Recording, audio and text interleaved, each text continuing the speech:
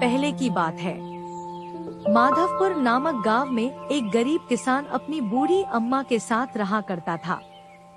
उसके पास एक छोटी सी जमीन थी जो कि बंजर हो चुकी थी। फिर भी वह दिन रात उस पर मेहनत करता था। मोहन बहुत ही मेहनती और ईमानदार था। वह एक आत्मविश्वास से भरा हुआ व्यक्ति था जिसे ना हालातों से डर लगता था ना ही लोगों की बातों से। हर दिन सूरज उगने से पहले ही वह उसी आत्मविश्वास के साथ उठता और अपने खेत की ओर बढ़ता जहां सिर्फ बंजर जमीन थी, लेकिन उसके सपनों की हरियाली छिपी हुई थी। उसे यकीन था कि एक दिन उसकी मिट्टी उसे जरूर जवाब देगी, सोने जैसी फसल बनकर। ओ बेटा मोहन, तेरे लिए मैंने जमींदार से बात कर ली है। वो तुझे अपने पास काम पर रख लेंगे। तू भी जाकर उनसे एक बार बात कर ले बेटा। अब हमारे बस की बात नहीं रही। कम से कम वहां रहकर तू अपना गुजारा तो कर पाएगा। मुझे तेरा बहुत ख्याल है मोहन, इसलिए यह कदम उठाया। जाकर बात कर ले, सब ठीक हो जाएगा।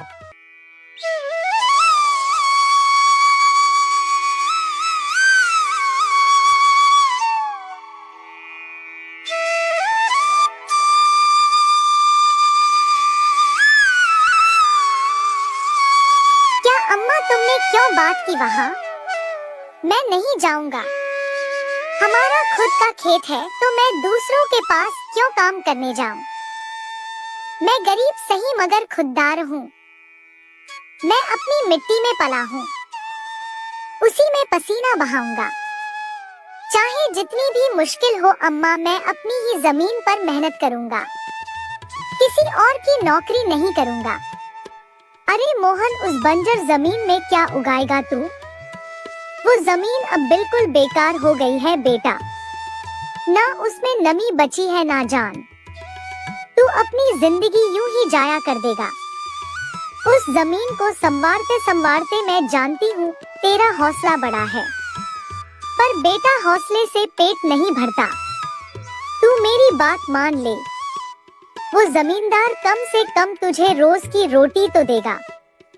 अपनी जिद छोड़ दे बेटा। तू थक जाएगा पर वो जमीन कुछ नहीं देगी तुझे। अरे अम्मा, तुम बेकार में ही इतनी परेशान हो रही हो। देखना, एक दिन मैं उसी जमीन से सोना निकालूंगा। यह जमीन ही हमारी सबसे बड़ी ताकत बनेगी। मोहन खेत में काम कर ही रहा था कि तभी वहाँ पर एक आदमी आकर बोला, अरे मोहन भैया, आपको भी मानना पड़ेगा। आप फिर से इस बंजर जमीन पर मेहनत कर रहे हैं। अरे मंगेश भैया, अब क्या करें? जमीन हमसे ज्यादा मेहनत करवा रही है, पर क्या करें? धरती तो माँ समान होती है। जैसा वह चाहे वैसा ही करना पड़ता है। कभी सख्त हो जाती है, कभी चुपचाप सब सह लेती है, कभी बीज को छुपा लेती है तो कभी उसे जीवन दे देती है। हम तो बस उसके बच्चे हैं जो उसके हर रंग को अपनाना जानते हैं। थक तो जाते हैं भैया, पर जब मिट्टी की खुशबू आती है ना तो सारी थकान उतर जाती है। उम्मीद है यह माँ हमें खाली हाथ नहीं लौटाएगी। बस थोड़ा और सब्र, थोड़ा और विश्वास।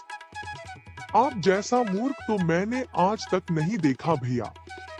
क्या सोचते हो आप? दुनिया कहां से कहां पहुंच गई और आप अब भी उसी बंजर जमीन से उम्मीद लगाए बैठे हैं। मोहन के पास उस आदमी की बातों का कोई जवाब नहीं था। वह वहां से अपने घर चला जाता है। जब दोपहर को मोहन थक हार कर घर पहुंचता है तो देखता है कि माँ बुझे हुए चूल्हे के पास चुपचाप बैठी है। क्या हुआ अम्मा? तुम ऐसे क्यों बैठी हो?